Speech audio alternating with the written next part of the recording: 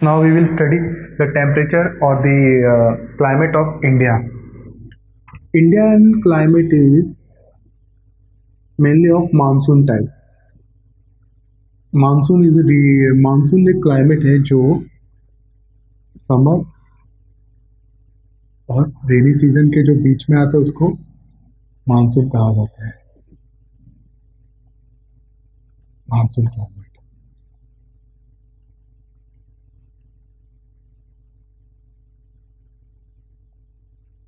Okay. Sun rays are perpendicular to Tropic of Cancer in India. यानी कि for example ये यहाँ पे एक सन है, तो जैसे सन रेज आते हैं तो सन रेज, ये जो ट्रॉपिक ऑफ कैंसर है, ये ट्रॉपिक ऑफ कैंसर, ये इंडिया में ये ट्रॉपिक ऑफ कैंसर यहाँ से पास होता है.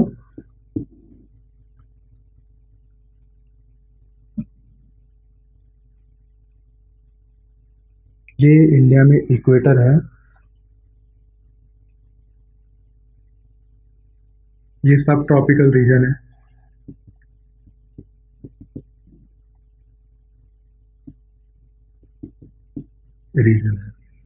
So the sun rays which are exerted by sun on Tropic of Cancer are perpendicular. Perpendicular क्या होता है? Perpendicular यानी इस टाइप का, जैसे कि ये Tropic of Cancer है तो ये सन रेज है.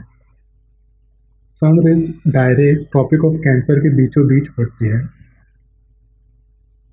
perpendicular to Tropic of Cancer. So and also Tropic of Cancer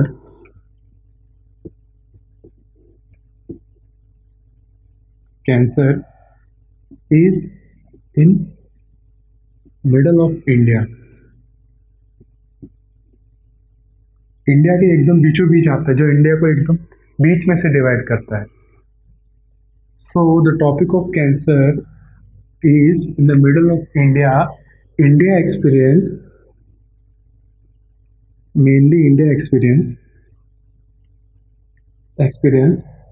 high temperature throughout the year. Temperature high होता है. और तो और the variation of temperature is also noticed.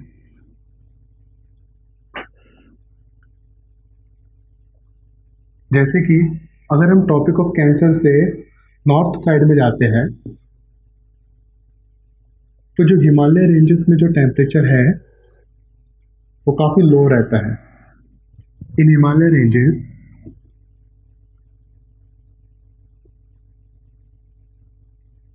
Temperature काफ़ी लो रहता है. सर्दियों के टाइम में यहाँ पे temperature approximately -40 degree temperature, -40 degree Celsius तक पहुँच जाता है. -40 डिग्री सेल्सियस मतलब सबसे लो टेम्परेचर जो कि इंडिया में एक्सपीरियंस किया जाता है. कहाँ पे? हिमालय रेंजेस में. -20 मतलब एकदम ज़्यादा ठंडा, एकदम ज़्यादा क्लाइमेट, ज़्यादा ठंडा temperature. And as we move in south direction, temperature increases.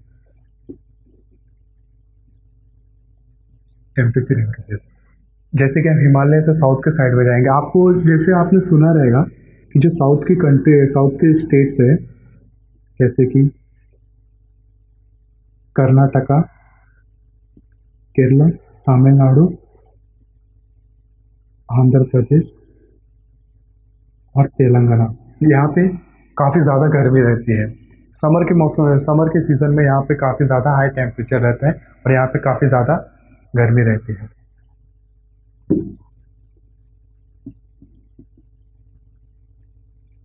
तो ये था इन शॉर्ट इंडिया के टेम्परेचर कंडीशन.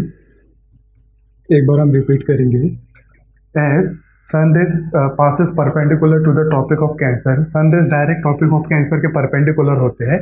इसके लिए इंडिया का मेनली टेम्परेचर हाई रहता है, ज़्यादातर इंडिया में गर्मी रहती है. Okay, as we move in the north side of Himalayas the temperature is very low. It is approximately -40 degree Celsius. -40 degree winter के सीजन में -40 डिग्री टेम्परेचर तक पहुंच जाता है हिमालय रेंजेस में. And as we move in the south direction, south के ज़्यादातर states के अंदर देखा जाए तो टेम्परेचर काफ़ी हाई रहता है गर्मी के टाइम में. So it was in short temperature variations in India.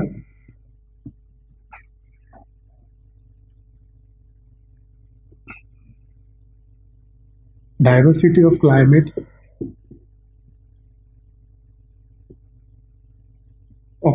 is seen in India.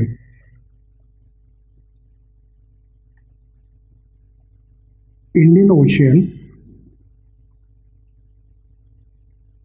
and Himalaya ranges. Indian Ocean in south, Himalaya ranges in north, plays a very important role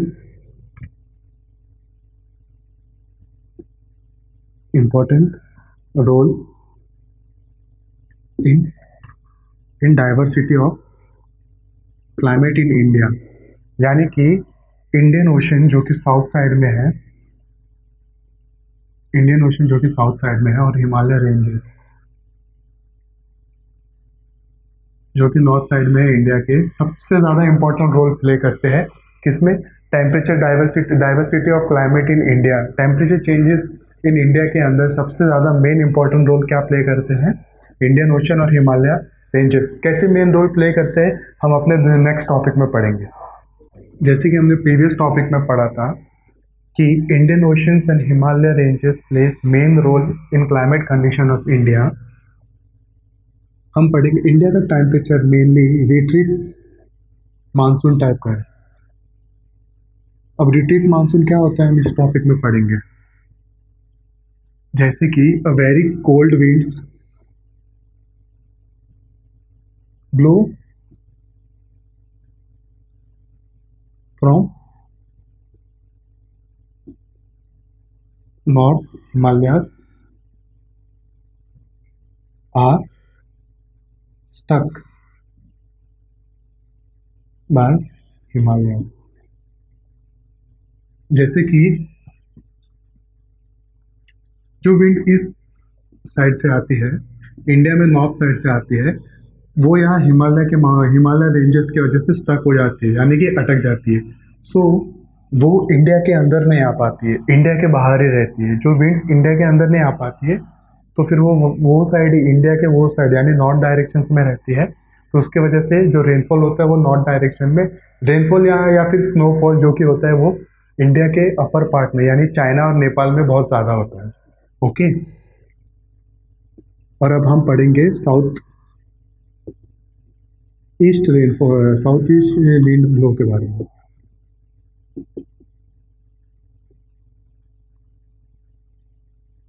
और ये कहाँ पे जाके स्टक होती है? Shivalik and lesser Himalaya ranges में. जैसे कि हमने प्रीवियस टॉपिक में पढ़ा था कि हिमालय रेंजेस से वो बहुत से पार्ट्स में डिवाइड हुए, जैसे कि higher Himalayas, trans Himalayas, lesser Himalayas, Shivalik mountains और यंगर हिमालयास. यंग जो है उनको शिवालिक माउंटेन्स कहा जाता है. तो ये शिवालिक और ये लेसर हिमालयास ये इंडिया के साइड में सिचुएटेड है, और जो मेन हिमालयास है, जो बड़े हिमालयास है, वो इंडिया के नॉर्थ साइड में सिचुएटेड है और ये इंडिया के साउथ साइड में सिचुएटेड है. सो जो विंड फ्लो नॉर्थ डायरेक्शन से आता है उसको ऑब्स्ट्रैक्ट करने के लिए, स्टक करने के लिए, अटकाने के लिए सबसे ज़्यादा मेन रोल कौन से?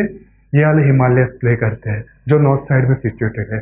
सो विंड फ्लो जैसे ही नॉर्थ साइड से आता है यहाँ पे स्टक हो जाता है हिमालय रेंजेस में, और हिमालय रेंजेस के वो साइड में ही स्नोफॉल होता है या फिर रेनफॉल होता है, बिकॉज वो विंड यहाँ पे नहीं आ पाता है. उसी तरीके से जो साउथ वेस्ट विंड आती है जो इंडियन ओशन से, जो साउथ वेस्ट विंड आती है जो यहाँ से इस डायरेक्शन से, वो उनको कौन से शिवालिक और लेसर हिमालयस रेंजेस टक करते हैं। मतलब जैसे विंड फ्लो यहाँ से उस साइड में होता है, नॉर्थ साइड में जाती है, तो वो ये शिवालिक रेंजेस और लेसर हिमालयस के वजह से क्रॉस नहीं कर पाती है, मतलब इंडिया के अंदर ही रह जाती है। ओके।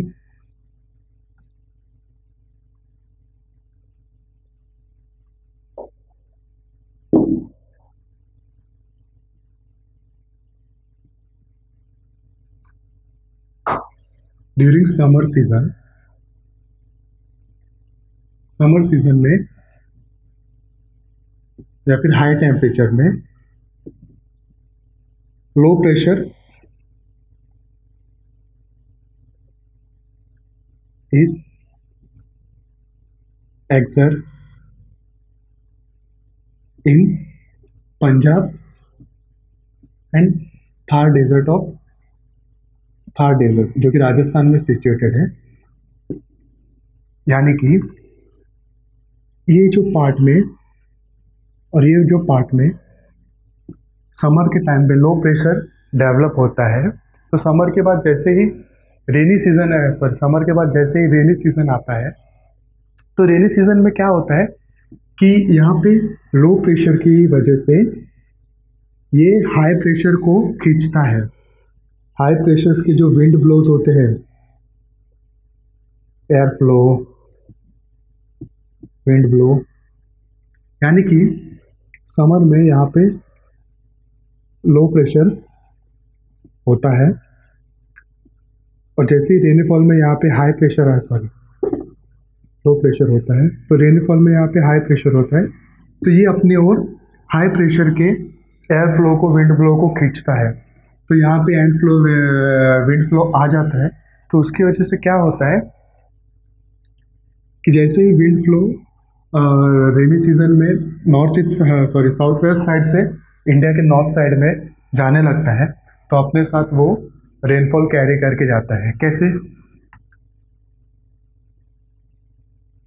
और जैसे ही वो रेनफॉल अपने साथ यहाँ से कैरी करके जाता है, इंडियन ओशन से high pressure wind blows carry करके जाता है, तो अपने साथ रेनफॉल कैरी करके जाता है।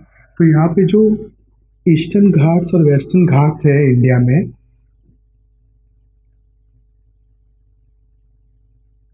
वो एज अ बैरियर एक्ट करते हैं दोनों के लिए। Eastern Ghat in east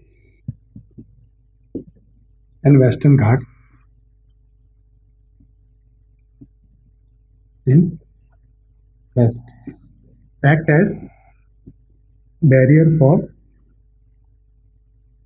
wind flow from south east direction. South east direction से जो विंड फ्लो होता है, तो ईस्टर्न घाट्स और western Ghat as a barrier act करते हैं। जैसे कि ब्राज़ील में हमने पढ़ा था कि एस्कार्पमेंट बहुत बड़े एज अ ये ऑब्स्ट्रक्शन एक्ट करते हैं। तो इसके वजह से क्या होता है, जैसे कि ब्राज़ील में हमने पढ़ा था कि जैसे ही कोई माउंटेन या फिर कोई बड़े बड़े hills as a obstruction act करते हैं, तो हिल के ये साइड में काफ़ी ज़्यादा रेनफॉल होता है और वो साइड में लो रेनफॉल होता है, या फिर रेन शैडो एरिया डेवलप हो जाता है, जिसको ब्राज़ील में ड्रॉट क्वाड्रिलेटरल भी कहा गया था। तो उसी तरीके से जो इंडिया के कोस्टल रीजन्स में है, काफ़ी हैवी रेनफॉल नोटिस किया जाता है।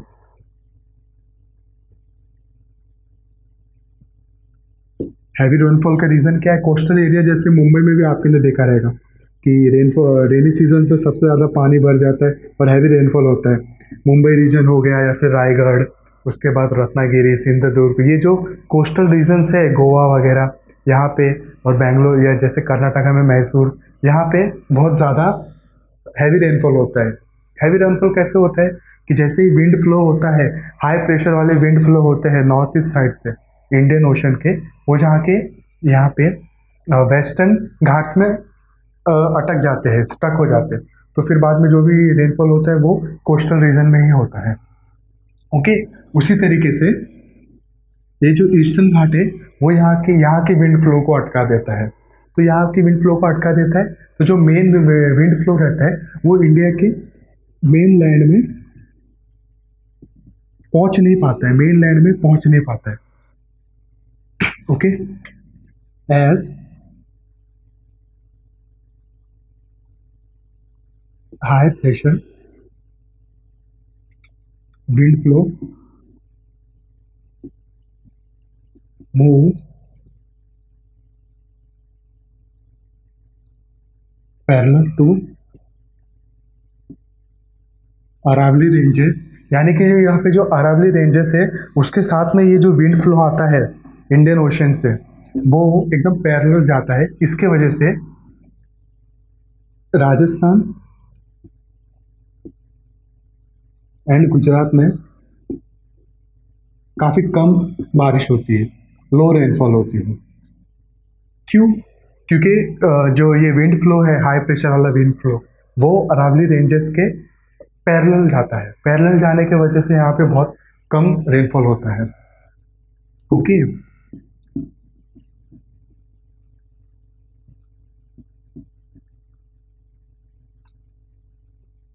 तो जैसे ही ये यहाँ पे जो इंडियन ओशंस के जो हाई प्रेशर वाले विंड ब्लोज है वो यहाँ पे हिमालयस में पहुँच जाते हैं। तो हिमालयस में जैसे कि हमने पहले पढ़ा था, शिवालिक और यंगर या फिर लेसर हिमालयस है, वो एज ए ऑब्स्ट्रक्शंस एक्ट करते हैं, obstructions for north east wind के लिए। सो जो ये यहाँ का नीचे वाला पार्ट है ना, ये यहाँ मतलब शिवालिक और लेसर हिमालयस के, यहाँ पे हाई क्वांटिटी में रेनफॉल होता है। तो यहाँ पे फॉर एग्जांपल जैसे कि आपको पता ही रहेगा, उत्तराखंड में हैवी रेनफॉल हुआ था। उत्तराखंड में जैसे ग्लेशियर का हुआ था, तो रीज़न वही था कि ग्लेशियर बहुत ज़्यादा मेल्ट हो गया था, और वही रीज़न है कि दिल्ली में और उत्तराखंड में हैवी रेनफॉल होता है। उसके पीछे रीज़न यही है कि जो wind flow north east side से आता है, उसको शिवालिक और lesser Himalayas as a barrier act करते हैं, एज अ ऑब्स्ट्रक्शन। इसके लिए ये जो नॉर्थ ईस्ट का जो विंड रहता है वो हायर हिमालयस मतलब अपर हिमालयस में फ्लो नहीं हो पाता है, because Shivalik act as a barrier for it. ठीक है। तो जैसे ही जाके ये विंड फ्लो जैसे ही जाके ये विंड फ्लो, ये जो रेनफॉल है वो हिमालयस में जाता है, हिमालय से टकरा के ये फिर से रिटर्न आता है। तो फिर से रिटर्न आते समय यानी कि इसकी जर्नी कुछ इस टाइप की होती है।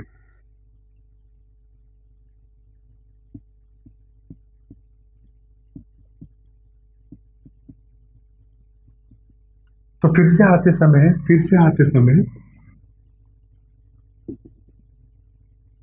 causes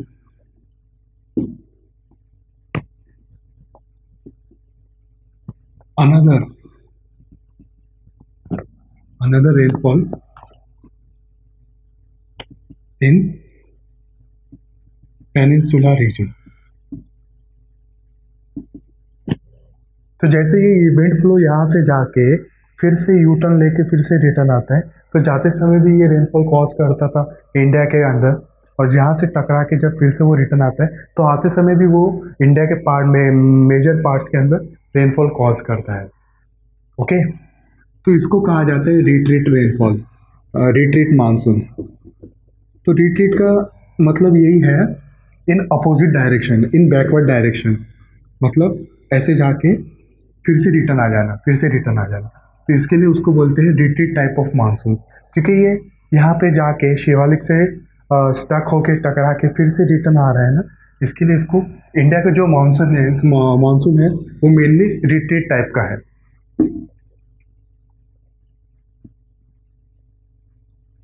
और इंडिया ऐसे wide ranges, the reason behind different और wide ranges of varying temperature of India is इसका लॉन्गिट्यूडनल और latitudinal location.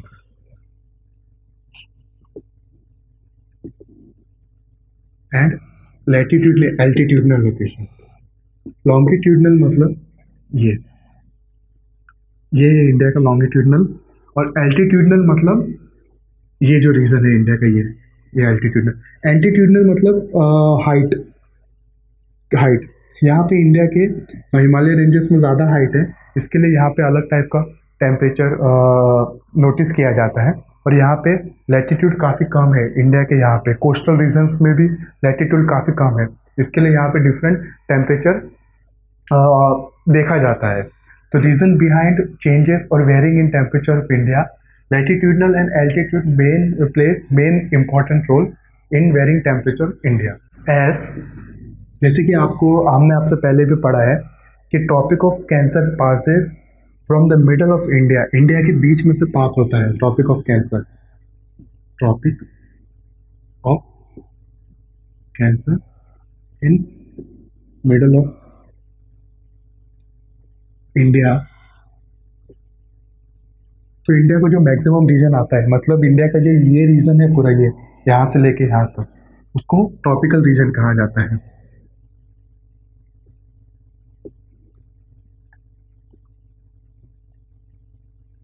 And due to tropical region India faces many natural disasters, natural disasters India को face करने पड़ते हैं।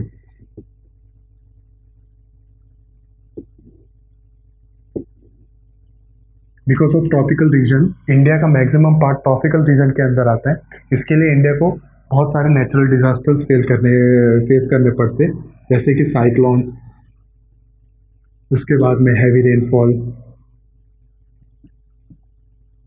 Heavy rainfall को flood भी कह सकते हैं हम लोग, earthquake,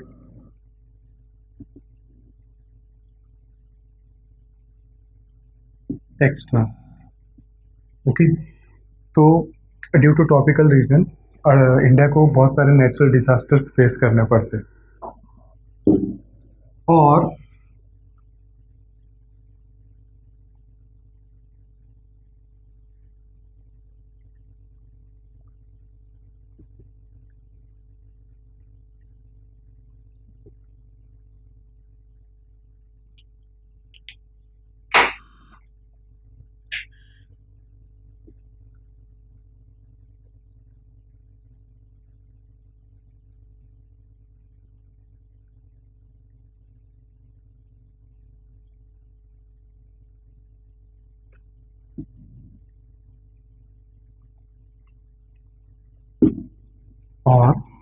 according to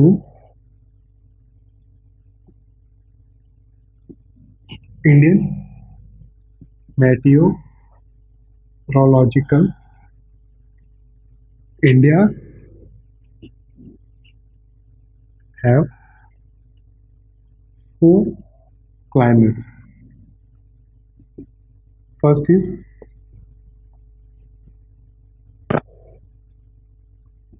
hot weather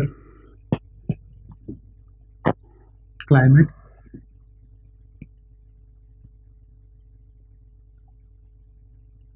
second monsoon or rainy season climate, third is retreating monsoon,